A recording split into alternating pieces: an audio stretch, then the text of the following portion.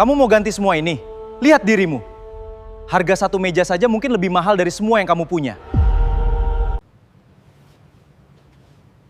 Santri gondrong sepertimu mau bayar pakai apa? Kursi rongsokan itu. Jangan bikin saya tambah ketawa. Sahabat, selamat datang di channel Celoteh Kiai. Saya ucapkan terima kasih. Saya ingin mengadakan giveaway. Saya sudah siapkan hadiah televisi, kompor, dan dispenser untuk sahabat semua. Giveaway akan diundi bagi yang subscribe, like, dan menuliskan komentar paling unik serta menarik. Komen kota asal kalian. Bagi yang like dan subscribe, saya doakan semakin sehat, panjang umur, dan kaya raya. Maaf, Pak. Saya ganti semua kerugiannya. Tapi beri saya waktu 30 menit. Kalimat itu keluar begitu saja dari mulut Fikri, seorang santri gondrong yang berdiri di tengah showroom furnitur mewah dalam keadaan kacau. Di sekelilingnya, pecahan kayu berserakan. Sebuah lemari besar roboh menghantam meja makan premium. Rak display miring. Bagian sofa mahal sobek terkena serpihan. Para pegawai hanya bisa memandangi kerusakan yang nilainya mencapai puluhan juta rupiah. Di hadapan Fikri, Pak Hendra, pemilik showroom, menatapnya tanpa berkedip. Kamu tahu berapa harga barang-barang yang rusak ini? Fikri menelan ludah. Ia tahu penampilannya membuat ucapannya terdengar seperti lelucon. Rambut hitamnya gondrong hampir menyentuh bahu, pakaiannya sederhana, dan di dekat kakinya tergeletak sebuah kursi kayu tua yang bahkan terlihat tidak pantas berada di antara furnitur-furnitur mahal itu. Namun Fikri tidak mundur. Saya tidak punya uang sebanyak itu, Pak. Beberapa pegawai langsung saling pandang. Rudy, kepala pengadaan showroom, bahkan tertawa sinis. Tidak punya uang, tapi bilang mau mengganti semuanya. Fikri tidak membalas ejekan itu. Matanya justru tertuju pada meja mahal yang patah di hadapannya. Ia berjongkok. Jari-jarinya menyentuh bagian kayu yang baru saja pecah. Ekspresinya mendadak berubah. Seolah-olah ada sesuatu di balik patahan itu yang tidak seharusnya ia lihat. Fikri bangkit perlahan. Pak, boleh saya pinjam pahat, palu kayu, meteran, sama obeng? Pak Hendra mengernyit. Untuk apa? Fikri kembali menatap meja itu. 30 menit saja, Pak. Setelah itu, Bapak boleh putuskan saya harus mengganti berapa. Tidak seorang pun di ruangan itu menyadari bahwa sejak permintaan aneh tersebut keluar dari mulut Fikri, persoalannya bukan lagi sekadar tentang furnitur yang rusak.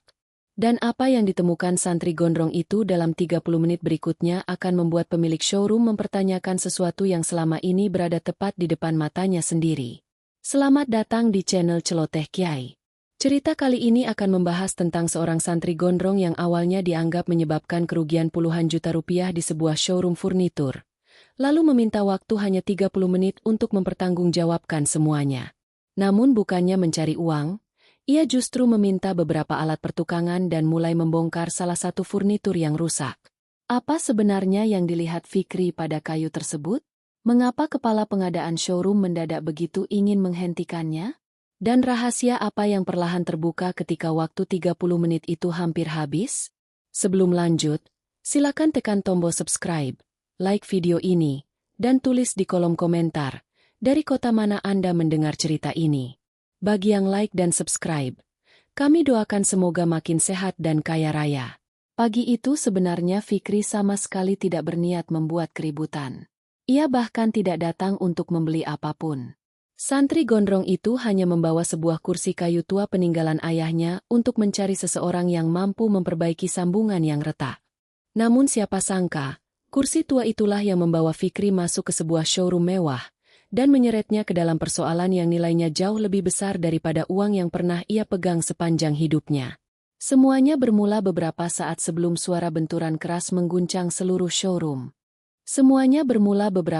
sebelum suara benturan keras mengguncang seluruh showroom. Pagi itu, Fikri turun dari sebuah angkot tua di tepi jalan besar Semarang. Tangan kirinya memegang tas kain berisi beberapa pakaian, Sementara tangan kanannya mencengkeram sandaran sebuah kursi kayu tua yang sejak tadi dipangkunya sepanjang perjalanan. Rambut hitamnya yang gondrong hampir menyentuh bahu. Sebagian terselip di belakang telinga. Sebagian lagi jatuh berantakan terkena angin. Kemeja putih sederhana yang dikenakannya mulai kusut setelah perjalanan panjang dari pesantren. Beberapa meter di depannya berdiri sebuah showroom furnitur besar.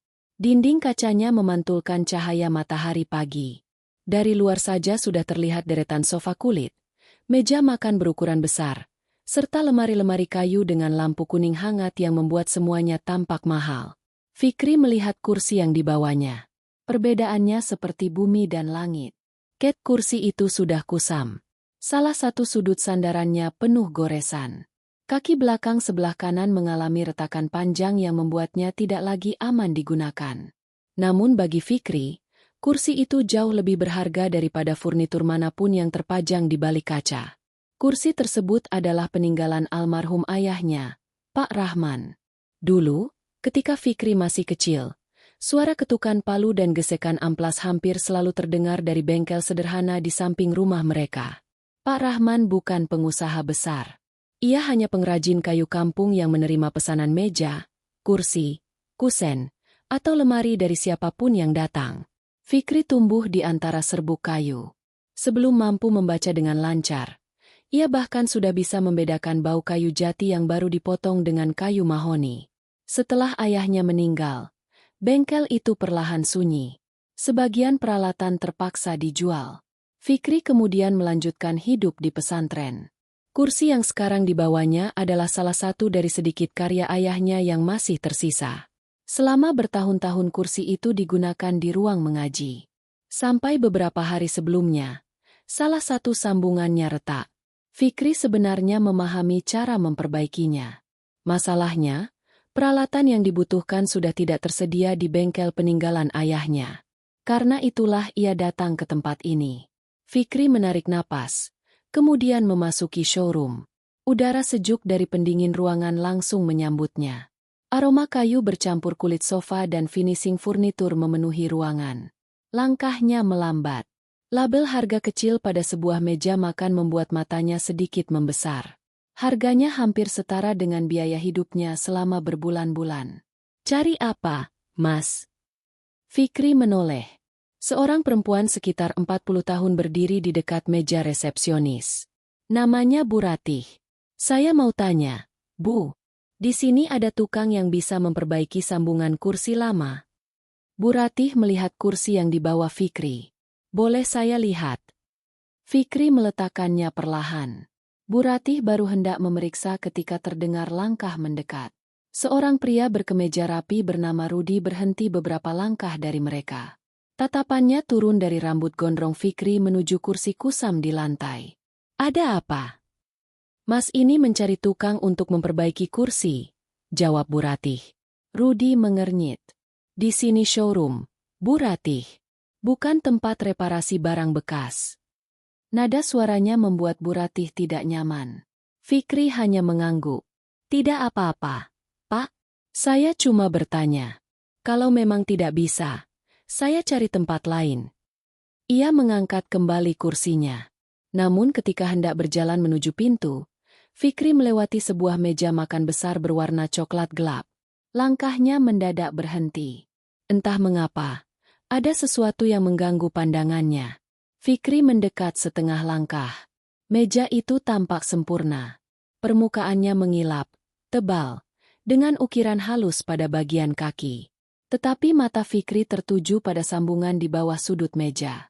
Ia menurunkan kursinya sebentar, lalu menyentuh bagian tersebut dengan ujung jari. Tok, tok. Fikri mengetuknya pelan. Alisnya mengernyit. Bunyi itu terasa asing untuk kayu dengan kualitas seperti yang tertulis pada label. Apa yang kamu lakukan? Suara Rudi membuat Fikri segera menarik tangannya. Maaf, Pak. Jangan sembarangan menyentuh barang. Itu mahal. Fikri mengangguk. Ia tidak membantah. Namun sebelum mengambil kursinya kembali, matanya sempat turun sekali lagi ke bagian bawah meja. Ada garis tipis pada sambungannya. Seperti bekas sesuatu yang pernah dibuka, kemudian ditutup kembali. Fikri belum sempat memikirkannya lebih jauh. Dari bagian tengah showroom tiba-tiba terdengar suara roda troli bergesekan keras dengan lantai. "Mas, pegang lemari itu!" Seorang pekerja berteriak panik. Fikri menoleh. Sebuah lemari display tinggi perlahan miring ke depan. Orang-orang di dekatnya mundur refleks. Namun Fikri justru membeku ketika melihat apa yang berada tepat di jalur jatuh lemari tersebut. Seorang anak kecil berdiri membelakanginya. Anak itu sama sekali belum menyadari bahaya yang datang dari belakang. Fikri menjatuhkan kursinya. Lalu berlari. Fikri berlari tanpa sempat memikirkan apapun. Jarak antara dirinya dan anak kecil itu tidak lebih dari beberapa meter. Tetapi lemari tinggi tersebut sudah semakin condong ke depan. Salah satu pekerja berusaha menahan sisi belakangnya. Namun bobot furnitur itu terlalu berat. "Jack, minggir!" Teriakan itu tidak membuat si anak bergerak. Anak laki-laki berusia sekitar 6 tahun tersebut justru menoleh kebingungan. Di tangannya masih tergenggam mobil-mobilan kecil yang beberapa detik sebelumnya ia mainkan di dekat sofa. Ibunya menjerit. Fikri mempercepat langkah. Tangannya berhasil meraih bahu anak itu. "Maaf, Dek." Ia menarik tubuh kecil tersebut sekuat tenaga, kemudian mendorongnya ke arah sang ibu. Anak itu terjatuh ke pelukan ibunya. Namun momentum lari membuat Fikri kehilangan keseimbangan. Bahu kirinya menghantam sebuah troli besi yang digunakan pekerja untuk memindahkan furnitur. Brak! Troli meluncur ke samping. Salah satu sudutnya menghantam kaki meja display. Pada saat hampir bersamaan, lemari yang tadi kehilangan keseimbangan akhirnya jatuh. Suara benturan keras memenuhi showroom. Lemari menghantam ujung meja makan. Meja bergeser dan menabrak rak dekorasi di sebelahnya. Beberapa vas jatuh. Pecahan keramik berhamburan di lantai. Salah satu panel kayu lemari terlepas, meluncur, kemudian mengenai sisi sofa berwarna krem. Setelah itu semuanya mendadak sunyi. Hanya suara roda troli yang masih berputar perlahan. Fikri terduduk di lantai. Napasnya memburu. Ia menoleh cepat ke arah anak tadi. Anak itu menangis dalam pelukan ibunya, tetapi tidak terlihat terluka. Fikri mengembuskan napas lega. Barulah ia melihat keadaan di sekelilingnya. Wajahnya berubah. Showroom yang beberapa detik sebelumnya tersusun rapi kini seperti baru diterjang sesuatu. Lemari tinggi tergeletak miring. Salah satu kaki meja patah. Rak dekorasi bergeser dari tempatnya. Pecahan vas memenuhi lantai, sementara sisi sofa krem memiliki sobekan panjang akibat terkena ujung panel kayu. Beberapa pengunjung berdiri terpaku. Para pegawai mulai mendekat. "Ya ampun!" Bu Ratih menutup mulutnya. Fikri bangkit perlahan. Saat itulah pandangannya jatuh pada benda lain. Kursi tua peninggalan ayahnya. Kursi itu ikut terjatuh ketika tadi ia berlari. Sandarannya menghantam lantai dan retakan pada kaki belakangnya bertambah panjang. Fikri mendekatinya. Tangannya sempat ingin mengangkat kursi tersebut, tetapi suara keras Rudi menghentikannya. "Jangan sentuh apa-apa." Fikri menoleh. Rudi datang dengan langkah cepat. Wajahnya merah ketika melihat kerusakan. "Apa yang kamu lakukan?" "Saya tadi." "Lihat ini." Rudi menunjuk furnitur yang berserakan. "Barang-barang ini bukan barang murah." Bu Ratih segera menyela. "Pak Rudi, tadi anak kecil itu hampir tertimpa lemari. Mas ini menolong." "Tapi siapa yang menabrak troli?" Bu Ratih terdiam. Fikri menjawab sendiri. "Saya, Pak." Rudi menatapnya tajam. "Nah." Ibu dari anak kecil tadi maju beberapa langkah. "Pak, kalau dia tidak menolong, anak saya mungkin." "Saya mengerti, Bu," potong Rudi. "Tapi sekarang ada kerusakan yang harus dihitung." Ia memanggil beberapa pegawai. Satu persatu barang diperiksa. Meja makan premium. Lemari display. Rak. Dekorasi yang pecah. Setiap kali harga disebutkan, Fikri semakin diam. "Meja ini saja puluhan juta," ujar salah satu staf. Rudi memeriksa bagian kaki yang patah. "Belum lemari. Belum sofa." Fikri menatap tangannya sendiri. Ia tahu dirinya berniat menyelamatkan anak kecil. Tetapi ia juga tahu tubuhnya lah yang menghantam troli. Ia tidak ingin menggunakan niat baik sebagai alasan untuk lari dari akibat yang terjadi. Di sisi lain, sesuatu terasa janggal.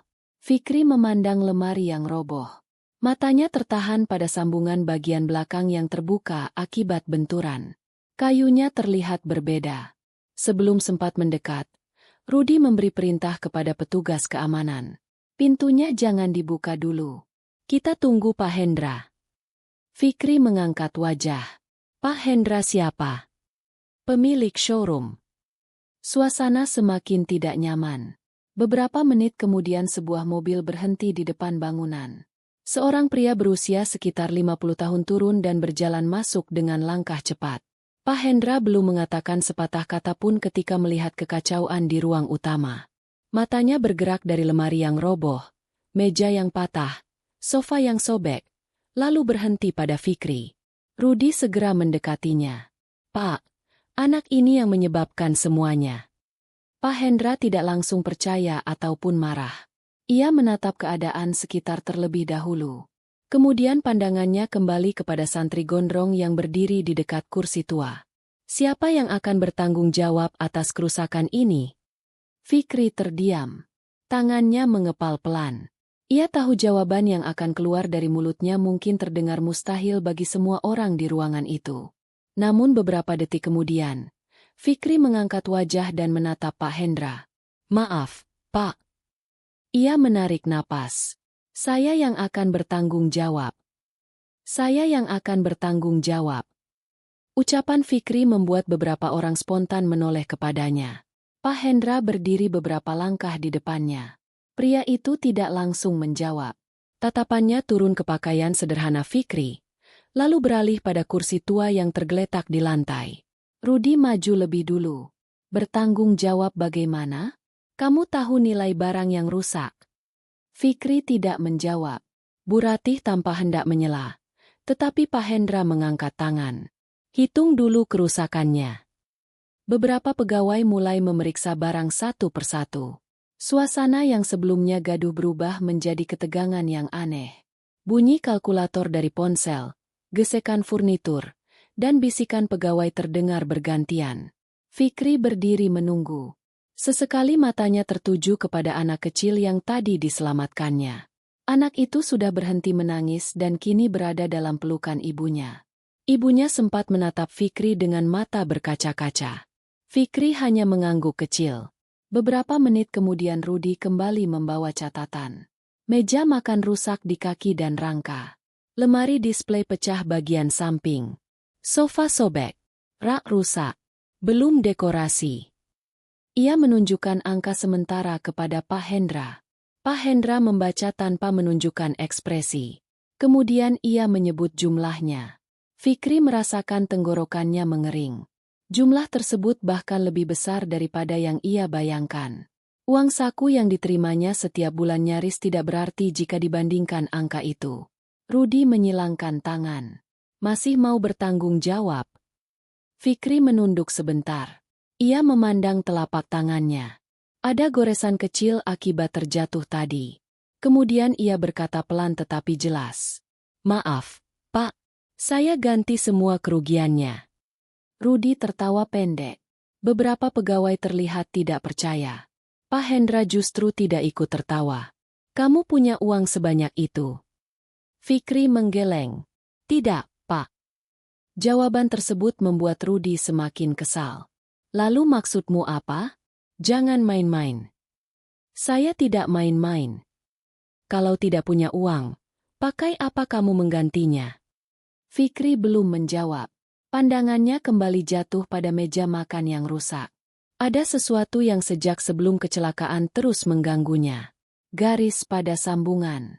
Warna kayu di bagian dalam. Dan sekarang, setelah kaki meja patah, bagian yang sebelumnya tersembunyi terlihat jauh lebih jelas. Fikri berjalan mendekat. Rudi langsung menghadangnya. Mau apa lagi? Saya cuma mau lihat, Pak. Tidak ada yang perlu dilihat. Fikri berhenti. Ia tidak memaksa. Kalau memang semua kerusakan ini harus saya tanggung, setidaknya izinkan saya tahu apa yang rusak. Pak Hendra mendengar kalimat itu. Biarkan. Rudi menoleh. Tapi, Pak, saya bilang biarkan. Fikri berjongkok di samping meja. Ia tidak menyentuhnya terlebih dahulu. Matanya mengamati patahan pada kaki meja dengan teliti.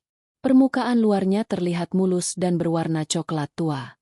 Tetapi pada bagian yang pecah, warna kayunya sedikit lebih pucat. Fikri kemudian mengetuk sisi meja dengan buku jarinya. Tok, tok. Ia berpindah beberapa sentimeter. Tok. Suara kedua berbeda. Pak Hendra memperhatikannya. Kamu sedang apa? Fikri mengangkat kepala. Pak, saya boleh minta waktu 30 menit. Rudi mengembuskan napas kasar. Sekarang malah minta waktu. Fikri tetap memandang Pak Hendra. 30 menit saja. Kalau setelah itu saya tidak bisa menunjukkan apa-apa, Bapak boleh putuskan saya harus bagaimana. Pak Hendra menyipitkan mata. Menunjukkan apa? Fikri sendiri belum berani menyimpulkan. Saya belum yakin, Pak. Jawaban itu justru membuat Pak Hendra semakin penasaran. Ia melihat jam dinding. Pukul 10.17. Baik. Sampai pukul 10.47. Rudi tampak tidak setuju. Pak Hendra, untuk apa meladeni? 30 menit tidak akan membuat saya lebih rugi daripada sekarang. Pak Hendra kembali menatap Fikri. Apa yang kamu butuhkan? Semua orang mengira Fikri akan meminta telepon untuk menghubungi keluarga atau seseorang yang bisa membantunya mendapatkan uang. Namun Fikri justru menyebut sesuatu yang sama sekali berbeda. Pahat kayu, palu kayu, obeng, meteran, sama amplas kalau ada. Pak Hendra mengernyit. Rudi menatapnya seperti sedang menghadapi orang aneh. Kamu bilang mau mengganti kerugian, tapi malah minta perkakas. Fikri menoleh pada patahan meja. Ia melihat bekas tipis seperti lapisan lem lama pada bagian sambungan. Kecurigaannya semakin kuat. Karena kalau dugaan saya benar. Fikri berhenti sebelum menyelesaikan kalimatnya. Ia tidak ingin menuduh tanpa bukti. Pak Hendra melirik jam sekali lagi. Jarum detik terus bergerak. 2 menit dari waktu yang diberikan sudah berlalu. Fikri menatapnya. Pak, saya butuh alatnya sekarang. Dan untuk pertama kalinya sejak memasuki showroom itu, wajah Rudi tidak lagi menunjukkan ejekan. Ada kegelisahan kecil di matanya. Ada kegelisahan kecil di mata Rudi. Namun kegelisahan itu segera ia tutupi dengan wajah kesal ketika Pak Hendra memanggil salah seorang pegawai. Panggil Pak Salim. Suruh bawa perkakas yang diminta. Tidak sampai 5 menit kemudian, seorang lelaki berusia hampir 60 tahun muncul dari pintu belakang showroom. Pak Salim adalah kepala tukang yang biasa menangani pemasangan dan perbaikan ringan. Kemeja kerjanya penuh noda serbuk kayu, sementara sebuah kotak perkakas besar tergenggam di tangannya. Yang mau pakai siapa, Pak? Pak Hendra menunjuk Fikri. Pak Salim sempat memandang rambut gondrong santri itu sebelum meletakkan kotaknya di lantai. Fikri berjongkok. Tangannya memilih perkakas tanpa terburu-buru. Ia mengambil pahat berukuran kecil, memeriksa mata pisaunya, lalu memilih palu kayu. Pak Salim memperhatikan. Pahatnya kurang tajam. Masih cukup, Pak. Jawaban itu sederhana, tetapi cara Fikri menguji mata pahat membuat Pak Salim tidak segera pergi. Fikri kembali ke meja yang rusak. Jam menunjukkan pukul 10.24. 23 menit tersisa. Ia membersihkan serpihan di sekitar kaki meja, kemudian mengamati bagian sambungan dari jarak sangat dekat. Rudi berdiri beberapa meter di belakangnya. Jangan sampai malah tambah rusak. Fikri tidak menanggapi. Ia memasukkan ujung pahat ke celah kecil pada sambungan, tetapi belum menekannya. Seolah sedang mencari titik tertentu. Pak Salim berjongkok di sebelahnya. Kamu pernah kerja di mebel? Dulu sering bantu Bapak. Di mana? Bengkel kecil di kampung. Pak Salim mengangguk, tetapi matanya tetap mengikuti tangan Fikri. Pahat mulai bergerak, bukan dengan pukulan keras. Fikri mengetuknya pelan, sedikit demi sedikit, mengikuti arah serat agar bagian kayu yang masih utuh tidak pecah. Tok, tok, tok. Suara kecil itu terdengar jelas di tengah showroom yang sunyi. Beberapa pegawai mulai berkumpul. Fikri berhenti setelah lapisan tipis pada sambungan terangkat. Ia mengusap permukaannya dengan ibu jari. Ada serbuk berwarna pucat menempel di kulitnya. Fikri menciumnya sebentar. Pak Salim mengernyit. Ada apa? Fikri belum menjawab. Ia meminta amplas. Beberapa kali gosokan membuat lapisan finishing menghilang dari area kecil yang tersembunyi. Di bawah warna coklat mengilap itu muncul bekas yang tidak rata. Fikri menunjuknya. Pak Salim, boleh lihat ini? Pak Salim mendekat. Pada bagian dalam sambungan terdapat lapisan keras berwarna kekuningan. Lem, gumamnya. Fikri mengangguk. Kelihatannya bukan baru. Pak Salim mengusapnya dengan kuku. Wajahnya mulai serius. Rudi segera menyela. Memangnya aneh furnitur pakai lem? Bukan lemnya, Pak, jawab Fikri. Ia menunjukkan dua bagian yang seharusnya bertemu rapat. Kalau sambungan ini belum pernah dibuka atau diperbaiki, bekasnya tidak seperti ini. Rudi tertawa hambar. Itu cuma dugaan. Betul. Fikri tidak membantah. Makanya saya belum bilang apa-apa. Sikap tenangnya justru membuat Pak Hendra semakin memperhatikan. Fikri mengambil meteran, mengukur kedalaman sambungan, lalu membandingkan sisi kanan dan kiri. Perbedaannya hampir 1 sentimeter. Pak Salim mengambil pahat dari tangan Fikri. Kali ini lelaki tua itu memeriksanya sendiri. Beberapa saat kemudian ia berdiri. Pak Hendra. Nada suaranya berubah. Sambungan ini memang pernah dikerjakan ulang. Pak Hendra menatap meja tersebut. Bukankah meja ini barang baru? Tidak ada yang menjawab. Bu Rati segera membuka data pada tablet. Masuk 3 minggu lalu, Pak. Pak Hendra menoleh kepada Rudi. Dari supplier mana? Rudi menjawab setelah jeda singkat. Bintang Jaya Interior. Pak Hendra kembali melihat meja. Fikri justru memperhatikan bagian kayu yang baru terbuka. Ia mengetuknya sekali lagi. Tok. Kemudian mengetuk bagian atas. Tak. Fikri mengernyit. Pak Salim mendengarnya. Kamu curiga apa lagi? Fikri meminta Bu Ratih menunjukkan spesifikasi meja tersebut. Tablet diberikan kepadanya. Pada layar tertulis jelas. Solid jati premium. Struktur utama 100% kayu jati. Fikri membaca 2 kali. Kemudian ia melihat kembali serat kayu pada bagian patahan. Pak. Pak Hendra mendekat. Fikri menunjuk bagian yang tersembunyi di balik finishing. Saya takut masalahnya bukan cuma sambungan yang pernah diperbaiki. Rudi mendadak maju. Sudah, waktunya hampir habis. Jangan bongkar barang lain. Pak Hendra menoleh tajam. Masih tersisa lebih dari 15 menit. Fikri mengusap serbuk kayu di ujung jarinya. Lalu ia berkata pelan. Kalau spesifikasi ini benar, Pak, bagian dalam meja ini seharusnya tidak seperti ini. Kalau spesifikasi ini benar, Pak, bagian dalam meja ini seharusnya tidak seperti ini. Pak Hendra tidak segera menjawab. Ia mendekat, lalu berjongkok di samping Fikri. Dari luar, meja itu memang tampak meyakinkan. Permukaannya tebal, mengilap, dan memiliki warna coklat tua yang seragam. Apa maksudmu? Tanyanya. Fikri menunjuk patahan pada kaki meja. Di label tertulis struktur utamanya jati premium. Tapi bagian ini seratnya terlalu lurus dan warnanya terlalu pucat. Pak Salim ikut memeriksa. Fikri tidak ingin gegabah. Ia mengambil amplas, kemudian membersihkan sedikit finishing pada bagian yang tidak terlihat dari luar. Gerakannya perlahan. Sedikit demi sedikit warna asli kayu muncul. Pak Salim mengusap permukaan itu dengan ujung jarinya. Kemudian ia mengetuknya. Tok. Ia berpindah ke bagian lain. Tak. Lelaki tua itu menarik napas.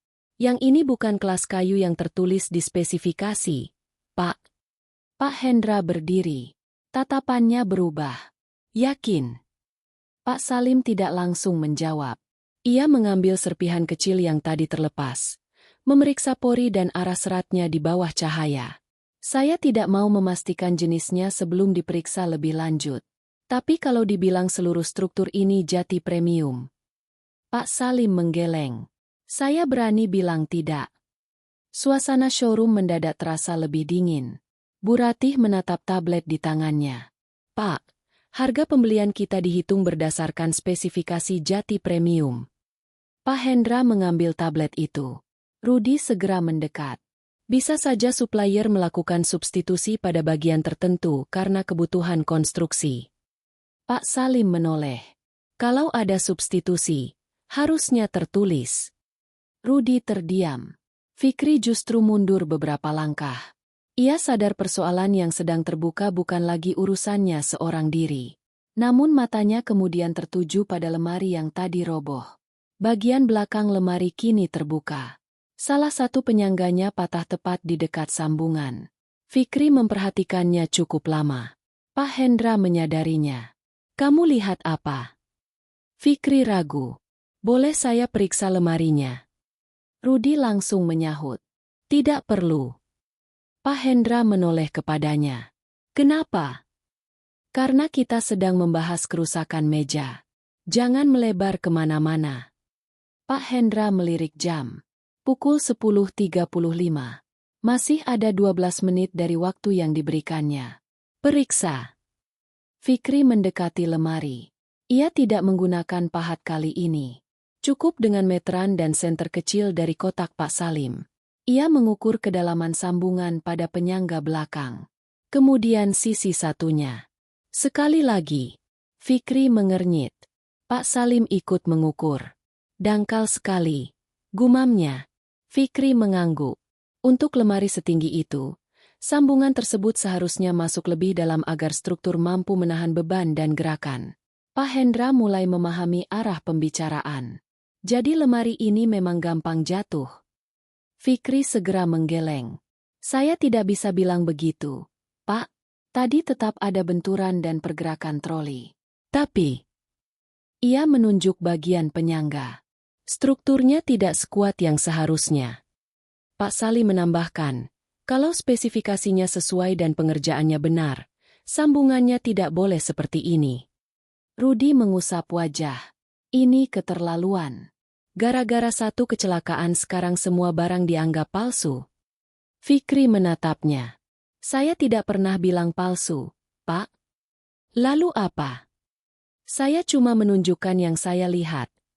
Jawaban itu membuat Rudi kehilangan celah untuk menyerangnya. Pak Hendra berdiri di tengah showroom dengan rahang mengeras. Ia meminta Bu Ratih mengambil data pembelian lemari. Beberapa detik kemudian layar tablet menunjukkan nama yang sama. Bintang Jaya Interior. Pak Hendra menatap meja. Kemudian lemari. Dua produk berbeda. Dua masalah berbeda. Supplier yang sama. Ratih, katanya. Ambil seluruh dokumen pembelian 6 bulan terakhir dari supplier ini. Rudi segera bergerak. Biar saya ambil, Pak. Dokumennya ada di bagian saya. Pak Hendra menahan dengan satu kalimat. Tidak usah. Rudi berhenti. Bu Ratih saja. Keheningan singkat muncul. Bu Ratih segera pergi menuju ruang administrasi. Fikri kembali melihat jam. Pukul 10.39. 8 menit tersisa. Pak Hendra belum mengetahui bahwa masalah sebenarnya jauh lebih besar daripada meja dan lemari di hadapannya. Beberapa menit kemudian Bu Ratih kembali membawa 3 map tebal. Ia meletakkannya di meja resepsionis, membuka beberapa lembar invoice, lalu membandingkan kode barang. Semakin lama, dahinya semakin berkerut. Pak Hendra, ada apa? Bu Ratih mengangkat salah satu invoice. Hampir semua furnitur yang pernah dikeluhkan pelanggan beberapa bulan terakhir. Ia menarik satu dokumen lagi. Masuk dari supplier yang sama. Pak Hendra perlahan menoleh kepada Rudi. Kali ini, Rudi tidak mengatakan apa-apa. Kali ini, Rudi tidak mengatakan apa-apa. Pak Hendra menarik salah satu map mendekat. Jemarinya membuka lembar demi lembar invoice dengan gerakan cepat. Sementara Bu Ratih berdiri di sampingnya untuk menunjukkan kode barang yang berkaitan. Ada meja makan, lemari pakaian, meja konsol, kabinet televisi. Beberapa di antaranya pernah mendapat keluhan karena pintu berubah miring, sambungan longgar, atau permukaan kayu retak hanya beberapa bulan setelah pembelian. Selama ini keluhan tersebut dianggap kasus terpisah. Sekarang semuanya mulai membentuk pola. Berapa banyak barang dari Bintang Jaya yang masih ada di sini? Tanya Pak Hendra. Bu Ratih berpikir sejenak. Di lantai display ada beberapa. Pak, selebihnya mungkin di gudang. Pak Hendra memandang Pak Salim. Ambil satu lagi. Rudi akhirnya bersuara. Pak, kita tidak mungkin membongkar barang hanya berdasarkan dugaan anak ini. Nada suaranya terdengar tegas, tetapi keringat tipis mulai terlihat di pelipisnya. Pak Hendra menatapnya. Saya juga tidak akan menuduh siapapun berdasarkan dugaan. Makanya kita periksa. Pak Salim memilih sebuah meja konsol yang berada tidak jauh dari resepsionis. Fikri ikut mendekat. Kali ini ia tidak langsung memegang perkakas. Ia hanya mengamati konstruksinya dari bawah. Pak Salim membuka panel kecil yang tersembunyi di bagian belakang. Beberapa pegawai menahan napas. Tidak ada kerusakan mencolok. Sekilas semuanya terlihat normal. Rudi mengembuskan napas seperti baru mendapatkan kesempatan. Nah, tidak ada masalah, kan? Fikri masih memperhatikan. Ia kemudian menunjuk sebuah bagian. Pak Salim, boleh ukur ketebalannya. Meteran dikeluarkan. Angka pertama dicatat. Pak Salim berpindah ke sisi lain, lalu mengukur lagi. Wajahnya berubah. Ketebalan komponen struktural tersebut berada di bawah ukuran yang tercantum dalam spesifikasi produksi. Bu Ratih membuka info. Harga yang dibayar showroom tetap menggunakan standar material premium. Pak Hendra mengambil kalkulator dari meja resepsionis. Ia mulai memasukkan angka. Selisih material pada satu furnitur mungkin tidak terlihat besar. Tetapi jika dilakukan pada puluhan barang setiap bulan, jumlahnya menjadi berbeda. Belum lagi furnitur yang sudah terjual. Belum biaya servis. Belum penggantian barang kepada pelanggan. Pak Hendra berhenti menghitung. Wajahnya mengeras. Kerusakan yang tadi membuatnya datang terburu-buru ke showroom sekarang terasa kecil dibanding kemungkinan yang sedang terbuka. Fikri melihat perubahan itu. Pak, saya belum tentu benar untuk semua barang. Pak Hendra mengangkat kepala. Kamu malah membela mereka. Bukan, Pak. Saya cuma tidak mau orang dituduh sebelum barangnya diperiksa.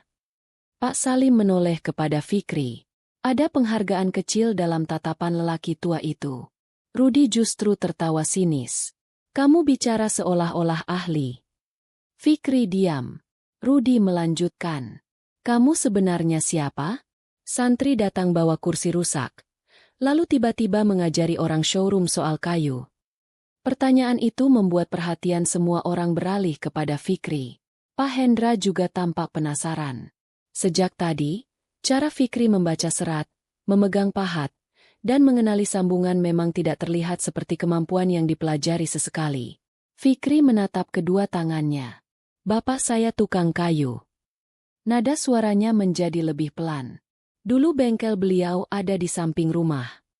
Fikri bercerita singkat. Semasa kecil, ia sering duduk di lantai bengkel sambil mengumpulkan potongan kayu. Ketika sedikit lebih besar, ayahnya mengajarinya mengamplas mengikuti arah serat. Kemudian mengenali kayu dari porinya. Mengukur sambungan. Memegang pahat tanpa merusak sisi yang ingin dipertahankan. Bapak selalu bilang, ujar Fikri, furnitur bisa dibuat cantik dari luar. Tapi kualitas tukangnya kelihatan dari bagian yang tidak dilihat pembeli. Pak Salim terdiam mendengar kalimat itu. Siapa nama bapakmu? Rahman. Pak Salim belum bereaksi. Fikri melanjutkan bahwa setelah ayahnya meninggal, bengkel perlahan berhenti bekerja. Sebagian alat dijual. Ia kemudian tinggal dan belajar di pesantren.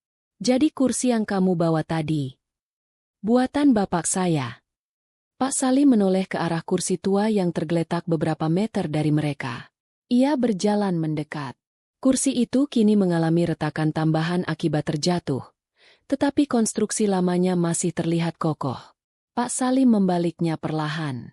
Di bagian bawah dudukan terdapat sebuah ukiran kecil yang hampir tertutup debu. Bentuknya sederhana. Sehelai daun dengan 3 garis di tengahnya. Tubuh Pak Salim mendadak diam. Ia membersihkan ukiran tersebut dengan ibu jarinya. 2 kali. Kemudian wajahnya berubah. Pak Hendra. Pemilik showroom itu mendekat. Pak Salim menunjuk simbol tersebut. Bapak masih ingat tanda ini? Pak Hendra membungkuk. Beberapa detik ia hanya menatap ukiran kecil itu. Lalu matanya perlahan membesar. Seolah simbol sederhana tersebut baru saja membuka sebuah pintu menuju masa puluhan tahun yang lalu.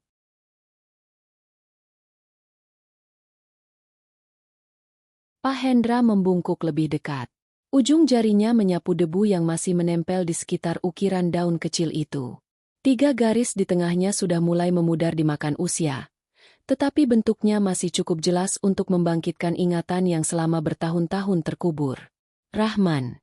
Gumamnya. Fikri yang berdiri beberapa langkah di belakang langsung mengangkat wajah. Bapak kenal ayah saya.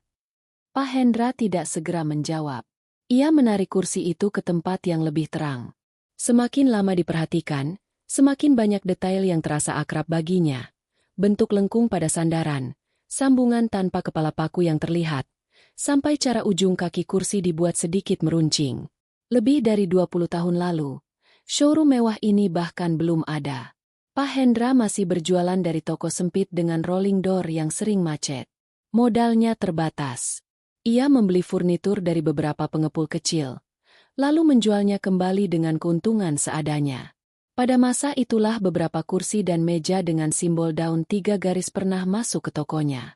Dulu saya pernah menjual barang buatan ayahmu, kata Pak Hendra akhirnya.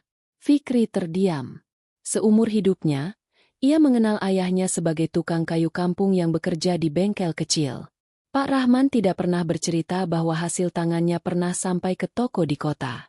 Bapak pernah bertemu langsung? Tidak sering. Barangnya biasanya dibawa pengepul bernama Pak Seno. Pak Hendra tersenyum tipis mengenang masa itu.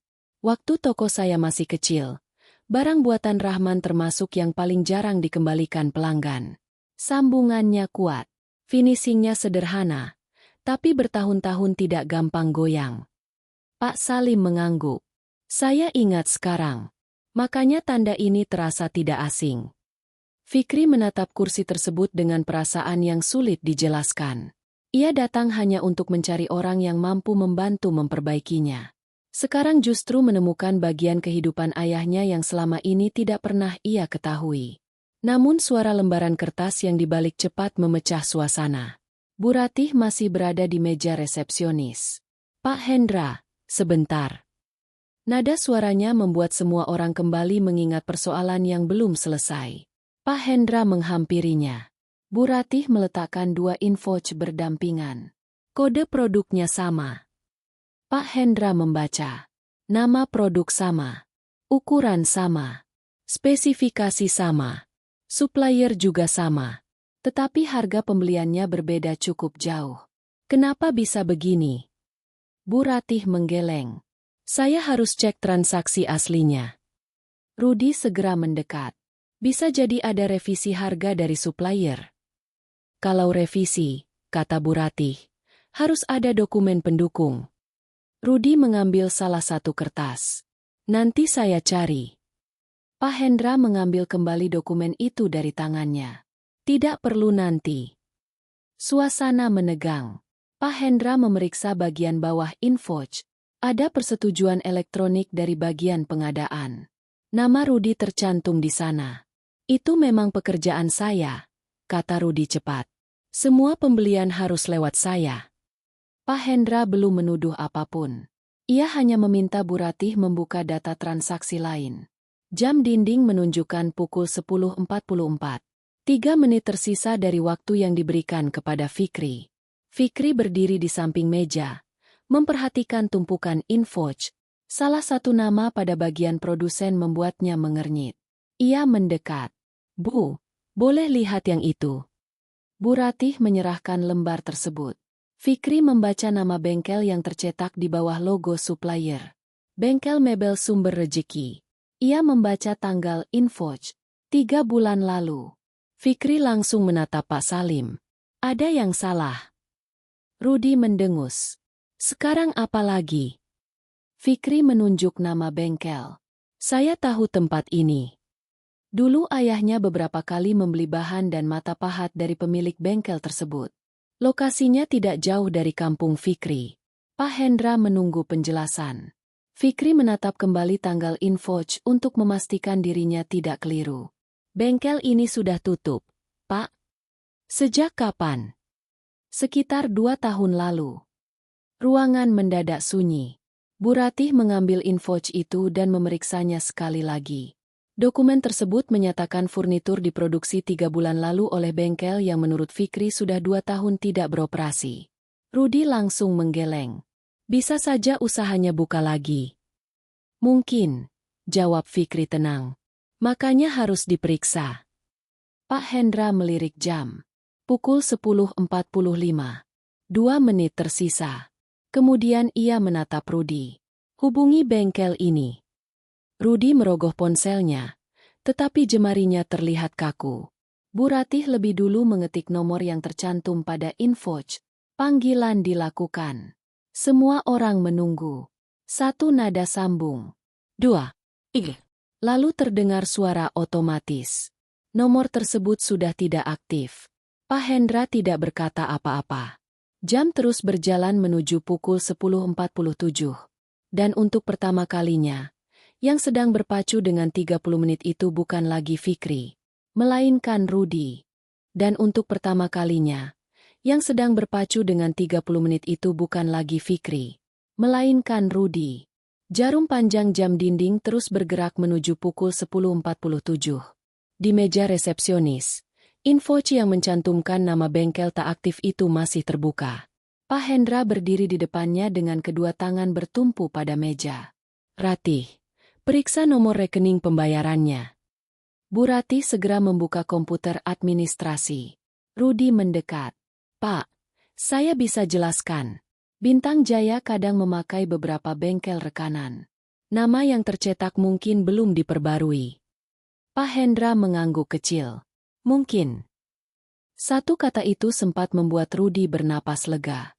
Tapi kita pastikan. Bu Ratih menemukan transaksi pertama. Kemudian transaksi kedua. Dahinya mengernyit. Pak, ini aneh. Apa? Pembayaran ke Bintang Jaya tidak selalu masuk ke rekening yang sama. Pak Hendra mendekat. Beberapa transaksi masuk ke rekening perusahaan.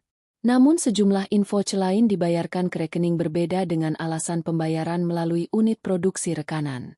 Nominalnya tidak kecil. Rudi segera menjelaskan bahwa supplier pernah meminta perubahan rekening karena persoalan operasional. Siapa yang menyetujui? Rudi terdiam sepersekian detik. Saya, Pak, tapi ada konfirmasi dari mereka. Konfirmasinya mana? Saya harus cari di email.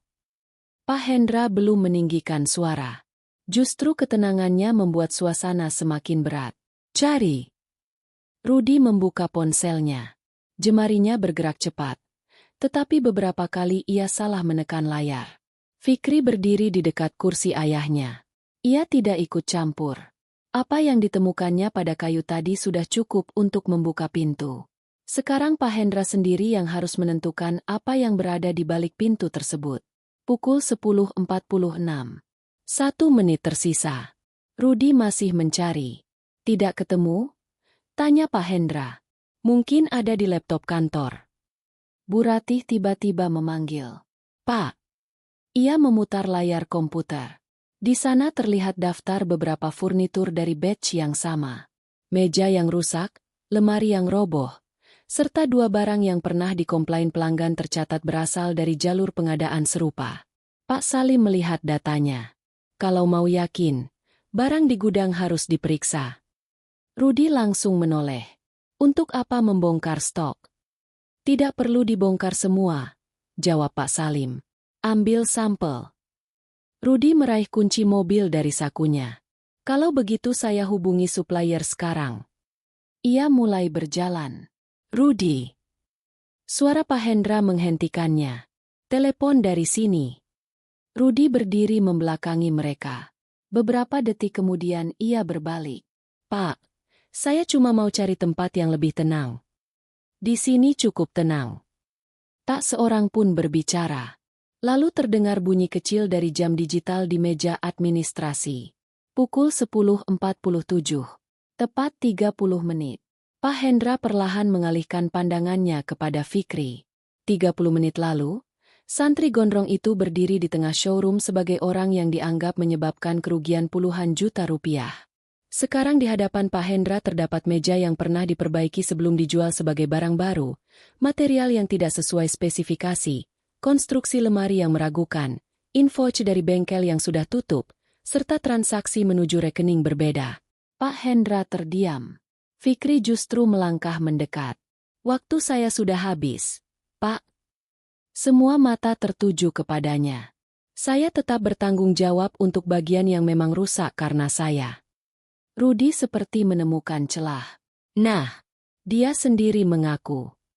Tetapi Pak Hendra tidak memandang Rudy. Ia masih menatap Fikri. Kamu bisa saja memakai semua temuan ini untuk bilang kecelakaan tadi bukan salahmu. Fikri menggeleng. Kalau ada bagian yang memang karena saya, ya tetap bagian saya, Pak.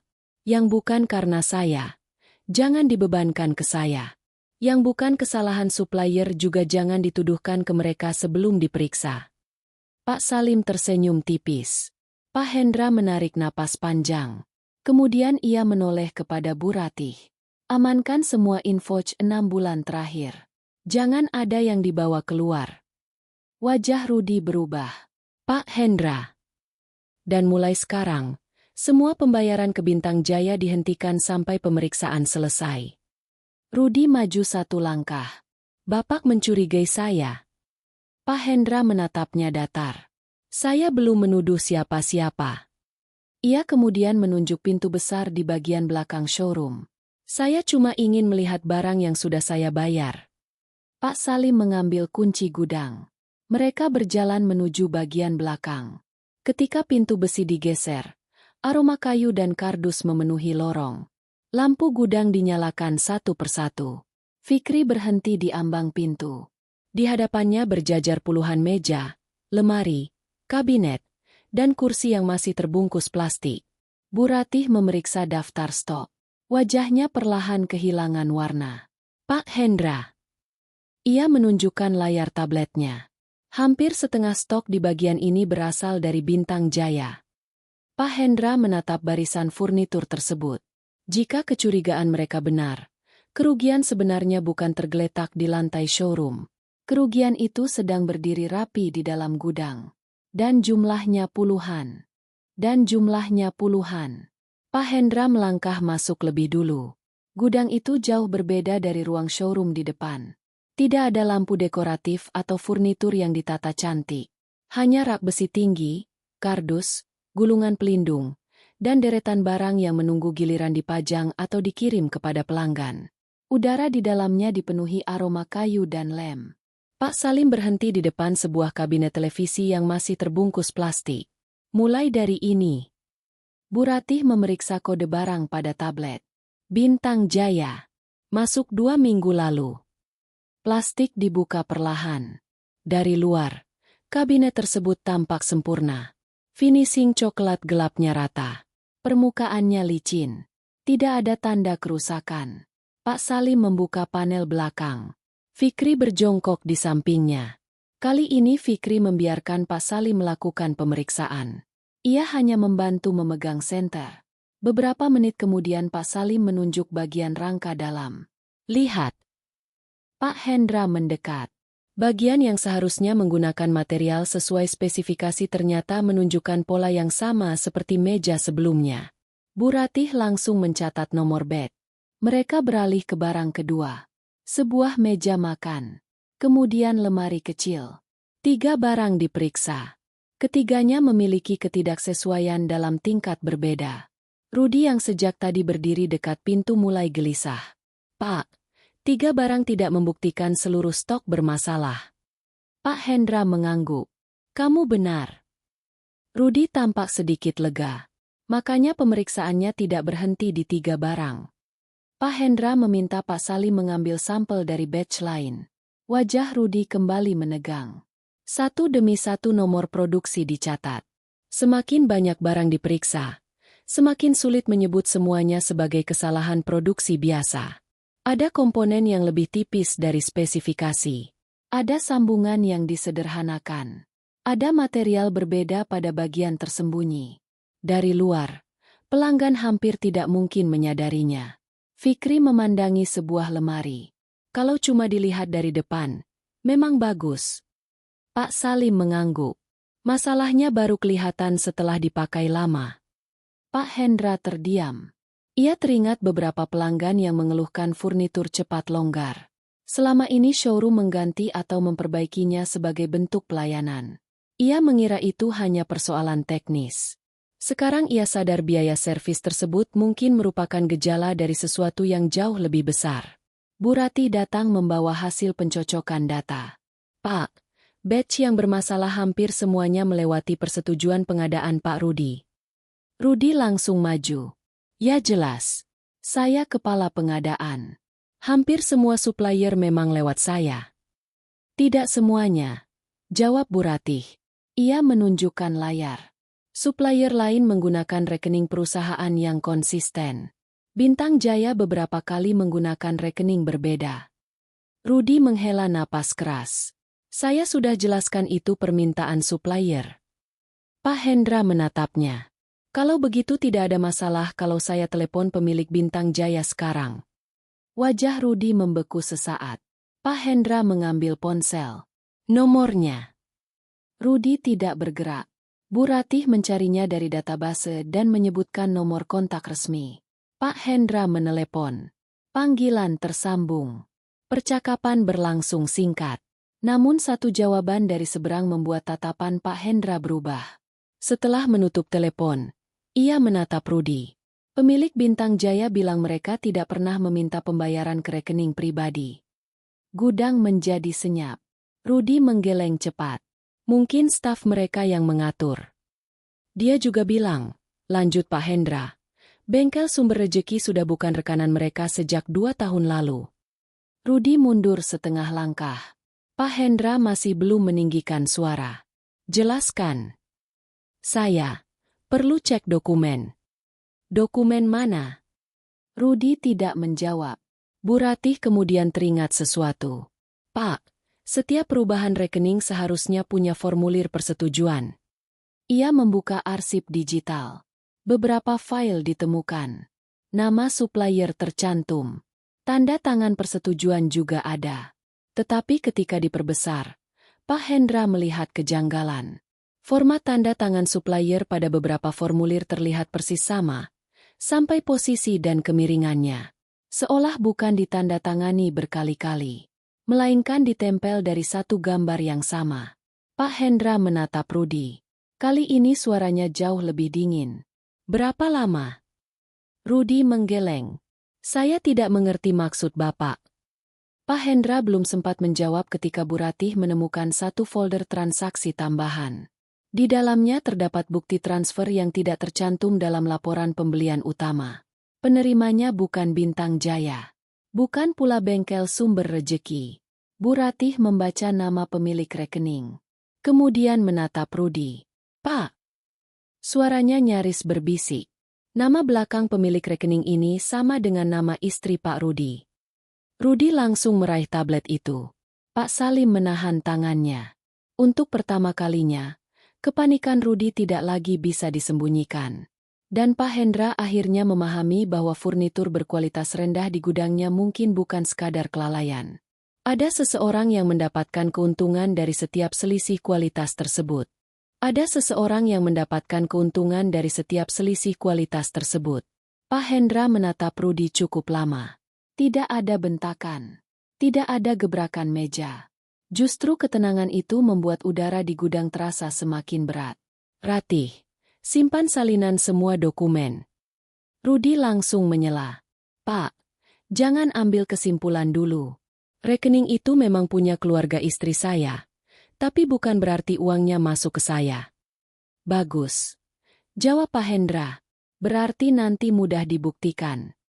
Rudi terdiam. Pak Hendra meminta seluruh dokumen pengadaan diamankan dan akses persetujuan Rudi dinonaktifkan sementara. Ia tidak ingin satupun data berubah sebelum pemeriksaan menyeluruh dilakukan. Rudi mencoba membela diri sekali lagi. Namun Pak Hendra tidak tertarik berdebat. Kalau kamu tidak melakukan apa-apa, pemeriksaan akan membersihkan namamu. Kalau ada yang kamu sembunyikan, pemeriksaan juga akan menemukannya. Rudi akhirnya berjalan keluar dengan wajah tegang, ditemani seorang staf keamanan. Fikri memperhatikan dari kejauhan. Tidak ada rasa kemenangan di wajahnya. Ia justru melihat tangannya sendiri. Lalu teringat alasan awal mengapa semua orang berkumpul di tempat itu. Pak Hendra. Pak Hendra menoleh. Soal barang yang rusak tadi. Pak Hendra menghela napas. Kamu masih memikirkan itu? Fikri mengangguk. Saya sudah bilang akan menggantinya. Pak Hendra memandang santri gondrong itu seolah tidak percaya. Setelah membantu menemukan persoalan yang mungkin merugikan showroom jauh lebih besar, Fikri masih memikirkan meja dan sofa yang rusak dalam kecelakaan. Mereka kembali ke ruang utama. Ibu dari anak kecil tadi ternyata masih berada di sana. Ia menunggu karena ingin memberikan keterangan. Ketika melihat Fikri, perempuan itu segera menghampiri Pak Hendra.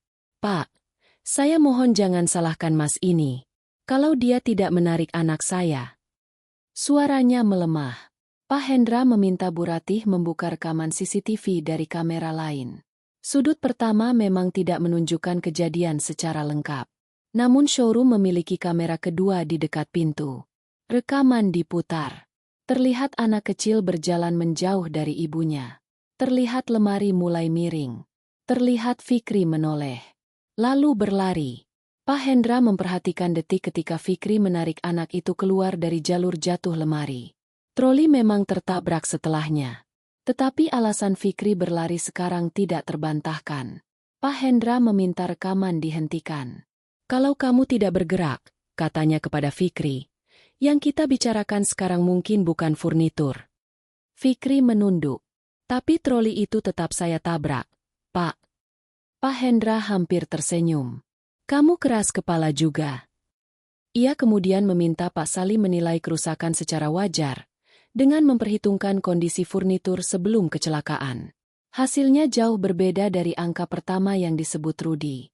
Sebagian kerusakan berasal dari kelemahan konstruksi yang memang sudah ada. Pak Hendra menutup catatan tersebut. Saya tidak akan menagihmu.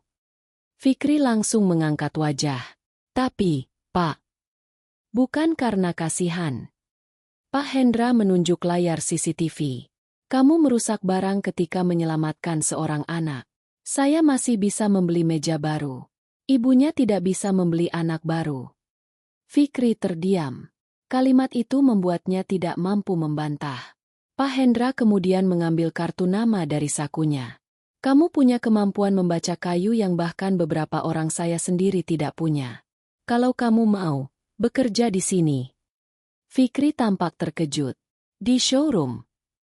Bagian quality control. Saya bayar layak. Tawaran tersebut bisa mengubah kehidupan Fikri. Namun ia tidak langsung menerimanya. Saya masih mondok, Pak. Kamu bisa berhenti dulu. Kerja beberapa tahun. Nanti lanjut lagi. Fikri menggeleng pelan. Saya ingin menyelesaikan belajar saya. Pak Hendra memandangnya beberapa saat. Ia kemudian menawarkan sejumlah uang sebagai penghargaan atas temuan hari itu. Fikri kembali menolak. Saya datang bukan untuk mencari uang, Pak. Pak Hendra mulai bingung. Lalu saya harus membalasmu dengan apa? Fikri melihat kursi tua ayahnya. Saya tidak minta balasan. Pak Hendra mengikuti arah pandangannya. Ia teringat simbol daun 3 garis di bawah kursi tersebut. Kemudian sebuah pertanyaan muncul. Bengkel ayahmu masih ada? Fikri mengangguk. Bangunannya masih ada. Tapi sudah lama tidak jalan. Alatnya? Sebagian sudah dijual. Pak Hendra terdiam sejenak. Kali ini bukan karena terkejut. Ia sedang memikirkan sesuatu. Besok saya boleh melihat bengkel itu. Fikri menatapnya heran. Untuk apa, Pak? Pak Hendra mengambil kursi tua Rahman dan mengusap sandarannya. Karena mungkin kamu tidak membutuhkan pekerjaan dari saya. Ia menatap Fikri. Yang kamu butuhkan adalah kesempatan untuk menghidupkan pekerjaan ayahmu kembali. Yang kamu butuhkan adalah kesempatan untuk menghidupkan pekerjaan ayahmu kembali. Kalimat Pak Hendra terus teringat oleh Fikri bahkan setelah ia kembali ke pesantren sore itu. Fikri tidak terlalu berharap. Baginya, mungkin Pak Hendra hanya sedang terbawa suasana setelah kejadian di showroom. Lagi pula, menghidupkan bengkel yang sudah bertahun-tahun mati tidak sesederhana membuka pintu dan membersihkan debu. Namun keesokan siangnya, sebuah mobil berhenti di depan rumah sederhana keluarga Fikri. Pak Hendra benar-benar datang. Ia tidak sendirian. Pak Salim ikut bersamanya. Fikri membawa mereka menuju bangunan kecil di samping rumah. Pintu kayunya sulit dibuka. Engsel berderit ketika Fikri mendorongnya dengan bahu. Cahaya matahari masuk melalui celah pintu dan menerangi debu yang beterbangan. Di dalamnya terdapat meja kerja panjang yang permukaannya penuh bekas sayatan. Beberapa papan kayu tua tersandar di dinding. Gergaji manual menggantung berkarat. Sementara 3 buah paha tersimpan dalam kotak kayu yang warnanya sudah menghitam. Pak Hendra tidak berkata apa-apa selama beberapa saat. Ia berjalan pelan. Di salah satu dinding masih tertempel kertas-kertas gambar yang mulai menguning. Sketsa kursi. Lemari. Semua digambar menggunakan pensil. Pak Salim mengambil salah satunya. Ini gambar bapakmu. Fikri mengangguk. Kalau ada pesanan, beliau biasa gambar dulu. Pak Salim memperhatikan ukuran yang ditulis tangan pada sisi kertas. Rapi. Di sudut ruangan, Pak Hendra menemukan cap kayu berbentuk daun dengan 3 garis. Simbol yang sama dengan bagian bawah kursi tua. Ia memegangnya lama. 20 tahun sebelumnya, tanda sederhana itulah yang pernah muncul pada furnitur yang membantu toko kecilnya mendapatkan kepercayaan pelanggan. Kini tempat asal karya-karya itu hanya menyisakan debu. Kenapa berhenti total? Tanyanya. Setelah bapak meninggal, tidak ada yang meneruskan, jawab Fikri. Saya masih sekolah. Ibu juga butuh biaya. Beberapa mesin akhirnya dijual. Pesanan berpindah ke pengrajin lain. Lama-kelamaan bengkel kehilangan pelanggan. Pak Hendra mengangguk. Kemudian ia mengatakan maksud kedatangannya. Saya tidak mau memberi kamu bengkel. Fikri sedikit terkejut. Pak Hendra tersenyum tipis. Kalau saya belikan semua alat lalu selesai, itu bantuan. Saya ingin menawarkan kerjasama. Ia menjelaskan rencananya. Showroom membutuhkan pemasok baru setelah pengadaan dari Bintang Jaya dihentikan. Tetapi Pak Hendra tidak ingin kembali mengandalkan satu supplier besar. Ia ingin membangun jaringan pengrajin yang kualitas pekerjaannya bisa diperiksa langsung. Bengkel Rahman dapat menjadi salah satunya. Showroom akan membantu pengadaan beberapa peralatan dasar sebagai modal kerja yang dicatat secara resmi. Sebagai gantinya, bengkel menerima pesanan bertahap dan pembayaran berdasarkan hasil produksi. Jadi bukan sedekah, kata Pak Hendra. Fikri memahami maksudnya. Kalau kualitas mereka buruk, pesanan berhenti. Kalau bagus, kerjasama berlanjut. Pak Salim bahkan bersedia datang beberapa kali dalam sebulan untuk membantu menyesuaikan ukuran dan standar produksi showroom. Tapi saya masih mondok, ujar Fikri. Teruskan. Pak Hendra menunjuk beberapa rumah di sekitar bengkel. Di kampung ini masih ada tukang kayu. Masih. Beberapa. Libatkan mereka. Untuk pertama kalinya, Fikri mulai melihat kemungkinan yang sebelumnya tidak pernah terpikirkan. Bengkel itu tidak harus hidup karena dirinya seorang. Beberapa minggu kemudian, suara yang lama hilang akhirnya kembali terdengar. Gergaji memotong papan. Amplas bergesekan dengan permukaan kayu. Palu kayu mengetuk sambungan. 2 pengrajin lama yang pernah bekerja bersama Pak Rahman kembali datang. Beberapa pemuda kampung ikut belajar. Fikri membantu ketika pulang dari pesantren. Pesanan pertama mereka hanya 6 kursi dan 2 meja. Tidak banyak, tetapi Pak Hendra sengaja memulainya kecil. Sebelum pengiriman pertama, ia datang bersama Pak Salim untuk memeriksa hasilnya. 1 kursi dikembalikan karena sambungannya kurang presisi. Fikri tidak tersinggung. Ia membongkarnya dan mengerjakannya ulang. Baginya, kesempatan itu harus dibayar dengan kualitas. Di tengah kesibukan tersebut, kursi tua peninggalan ayahnya masih berada di sudut bengkel. Pak Hendra menunjuknya. Saya bisa suruh restorator showroom memperbaiki itu. Fikri mengambil kursi tersebut dan meletakkannya di atas meja kerja ayahnya. Ia membuka kotak kayu tua. Dari dalamnya, Fikri mengambil salah satu pahat peninggalan Pak Rahman. Yang ini jangan, Pak. Kenapa? Fikri mengusap retakan pada sandaran kursi. Senyum kecil muncul di wajahnya. Ini pekerjaan terakhir bapak saya yang masih saya punya. Ia menggenggam pahat itu. Jadi saya ingin tangan anaknya yang menyelesaikan. Fikri mulai bekerja. Tok, tok, tok. Suara pahat kembali memenuhi bengkel. Dan di bawah kursi itu, simbol daun dengan 3 garis masih tetap utuh, menunggu sebuah perjalanan baru yang belum selesai.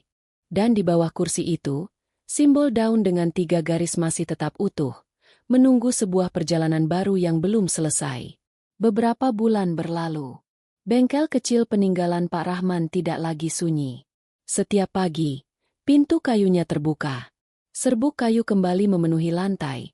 Beberapa pengrajin bekerja di meja masing-masing, dan suara palu terdengar sampai halaman rumah. Fikri tetap tinggal di pesantren. Ia tidak meninggalkan pendidikannya hanya karena hidup memberinya kesempatan baru. Ketika memiliki waktu luang atau mendapat izin pulang, barulah ia membantu memeriksa sambungan, menghaluskan hasil pekerjaan, dan sesekali menggambar desain sederhana seperti yang dahulu dilakukan ayahnya. Kerjasama dengan showroom Pak Hendra juga berkembang perlahan. Tidak ada pesanan ratusan unit secara mendadak. Pak Hendra sengaja menjaganya bertahap. 6 kursi menjadi 12. 2 meja menjadi 5. Ketika kualitas mereka konsisten, barulah jumlah pesanan bertambah. Sampai suatu hari, Pak Hendra membuat keputusan yang tidak pernah diminta Fikri. Sebuah sudut khusus muncul di dalam showroom. Di atasnya terpasang nama. Rahel. Koleksi itu tidak dibuat untuk menjadikan kisah Fikri sebagai alat mencari belas kasihan. Pak Hendra memilih nama tersebut karena ingin mengembalikan penghargaan kepada seorang pengrajin yang dahulu ikut membantu usahanya tumbuh. Di setiap produk terdapat simbol kecil daun dengan 3 garis. Bukan di bagian depan, melainkan tersembunyi di bawah furnitur, persis seperti kebiasaan Pak Rahman. Sementara itu, urusan Rudi tidak menghilang begitu saja. Audit menemukan serangkaian transaksi yang tidak dapat dipertanggungjawabkan. Dokumen pembayaran, perubahan rekening, dan penurunan spesifikasi barang akhirnya membentuk bukti yang terlalu kuat untuk dibantah. Pak Hendra menyerahkan persoalan tersebut melalui proses yang semestinya. Rudi kehilangan pekerjaannya dan harus mempertanggungjawabkan kerugian yang ditimbulkannya. Orang yang selama ini memperoleh keuntungan dengan mengorbankan kualitas akhirnya kehilangan sesuatu yang jauh lebih mahal daripada uang. Kepercayaan. Namun Pak Hendra juga tidak menganggap dirinya sepenuhnya bebas dari kesalahan. Ia memperbaiki sistem pengadaan showroom, membuat pemeriksaan kualitas berlapis, dan mulai mengunjungi langsung bengkel-bengkel pemasok. Ia sadar sebuah usaha tidak cukup dijaga hanya dengan laporan dan angka. Beberapa bulan setelah kejadian itu, Fikri akhirnya menyelesaikan restorasi kursi tua ayahnya. Ia sengaja mempertahankan 1 garis retakan tipis pada sandarannya. Bukan karena tidak mampu menghilangkannya. Ia hanya ingin kursi tersebut tetap memiliki bekas perjalanan yang pernah dilaluinya. Kursi itu kemudian dibawa kembali ke pesantren. Sore itu, Pak Hendra datang berkunjung. Ia menemukan Fikri sedang membersihkan kursi tersebut di teras. Pak Hendra duduk di sebelahnya. "Kamu masih ingat ucapanmu di showroom waktu itu?" Fikri tersenyum. "Yang mana, Pak?" "Katamu, kamu akan mengganti semua kerugian saya." Fikri tertawa kecil. "Saya memang serius waktu itu." Pak Hendra mengangguk. "Saya tahu." Beberapa detik mereka hanya memandang halaman pesantren. Kemudian Pak Hendra berkata, "Ternyata kamu tidak mengganti kerugian saya." Fikri menoleh. Pak Hendra melanjutkan, "Kamu malah menyelamatkan saya dari kerugian yang jauh lebih besar." Fikri menundukkan kepala. "Saya cuma menunjukkan apa yang saya lihat, Pak." "Justru itu." Pak Hendra memandang kursi buatan Rahman. "Dulu, karya bapakmu membantu toko kecil saya mendapatkan kepercayaan pelanggan. Bertahun-tahun kemudian, anaknya datang dan menyelamatkan kepercayaan itu ketika saya hampir kehilangannya." Fikri terdiam. Kini ia memahami bahwa hubungan mereka tidak pernah benar-benar mengenai furnitur yang patah. Pak Hendra kehilangan kepercayaan terhadap orang yang selama ini diberinya tanggung jawab. Fikri kehilangan tempat yang dahulu menyimpan keahlian ayahnya. Pada akhirnya, keduanya saling mengembalikan sesuatu. Fikri membantu menyelamatkan nama usaha Pak Hendra. Pak Hendra membantu menghidupkan kembali nama Pak Rahman. Itulah balasan yang sepadan. Tak lama kemudian suara azan terdengar.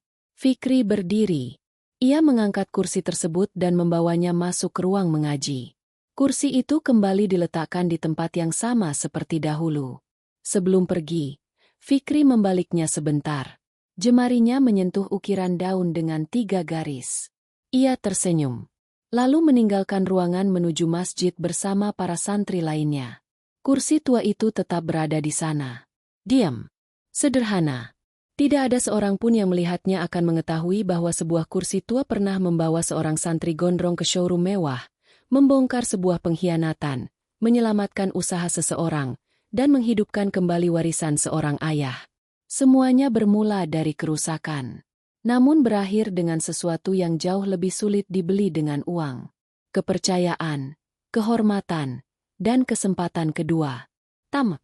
Sahabat celoteh Kiai, dari perjalanan Fikri kita bisa mengambil satu pelajaran penting. Jangan pernah menilai kemampuan seseorang hanya dari penampilan luarnya. Rambut gondrong, pakaian sederhana, dan kursi tua yang dibawanya membuat Fikri terlihat seperti orang yang tidak memiliki apa-apa. Namun ternyata, di balik kesederhanaannya tersimpan ilmu, keterampilan, keberanian, dan kejujuran yang nilainya jauh lebih besar daripada furnitur mahal di dalam showroom itu. Fikri juga mengajarkan bahwa bertanggung jawab bukan berarti harus menerima semua kesalahan yang dituduhkan kepada kita. Ketika memang merasa ikut menyebabkan kerusakan, ia tidak melarikan diri. Ia berani berkata, "Saya ganti semua kerugiannya." Namun ketika menemukan sesuatu yang tidak benar, ia juga tidak diam. Ia mencari bukti, berbicara berdasarkan apa yang diketahuinya, dan tidak sembarangan menuduh seseorang sebelum semuanya jelas. Begitu pula dengan Pak Hendra. Kesalahannya adalah terlalu percaya kepada orang yang diberinya tanggung jawab tanpa cukup memeriksa apa yang terjadi di belakangnya. Tetapi ketika kebenaran mulai terlihat, ia tidak mempertahankan gengsi. Ia memilih memperbaiki kesalahan dan membalas kebaikan Fikri dengan cara yang bermartabat. Sementara dari Rudi, kita belajar bahwa keuntungan yang diperoleh dengan mengkhianati kepercayaan mungkin terasa manis untuk sementara. Tetapi ketika kepercayaan itu hilang, uang sebanyak apapun belum tentu mampu membelinya kembali. Karena dalam kehidupan, ada hal-hal yang jauh lebih mahal daripada harta. Nama baik, kejujuran, kepercayaan, dan kesempatan untuk tetap dihormati oleh orang lain. Maka jangan malu jika hari ini hidup kita masih sederhana. Jangan merasa rendah hanya karena pekerjaan kita dianggap kecil. Ilmu yang kita pelajari, keterampilan yang kita tekuni, dan kejujuran yang kita pertahankan mungkin belum terlihat nilainya hari ini. Tetapi kita tidak pernah tahu kapan Allah mempertemukan kita dengan sebuah keadaan di mana semua itu menjadi jalan terbukanya kesempatan yang lebih besar. Dan ketika kesempatan itu datang, semoga kita mampu seperti Fikri, tidak menjadi sombong ketika dipuji, tidak lari ketika harus bertanggung jawab, dan tidak menjual prinsip hanya karena ditawari uang. Semoga kisah ini bisa menjadi pengingat bahwa kebaikan yang dilakukan dengan tulus mungkin tidak selalu mendapat balasan dengan cara yang kita bayangkan, tetapi kebaikan tidak pernah kehilangan nilainya. Jika kalian merasa cerita ini memberikan banyak pelajaran maupun menyentuh hati, jangan lupa klik like dan subscribe channel ini supaya aku lebih bersemangat lagi untuk membuat konten-konten yang menarik. Ketemu lagi di cerita selanjutnya.